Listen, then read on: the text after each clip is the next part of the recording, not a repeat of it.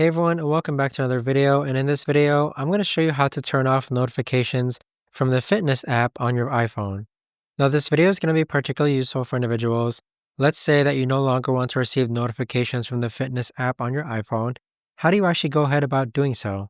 Now, this video is going to be short, sweet, and simple, guys. There's not going to be a lot of steps involved. But in order to do this, what you're first going to do is open up the settings app. Next, you want to scroll all the way down to where it says notifications. Next, you want to scroll all the way down until you can find the fitness app icon. So click on fitness. So here is where you're on next to allow notifications. You're going to see a toggle on and off button.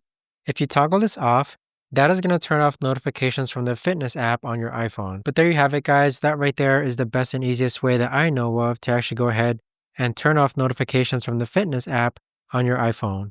If you guys know of a better or easier way to actually do this, let me know in the comments down below. I would love to know. Thanks so much for watching, everyone, and I'll see you guys all in the next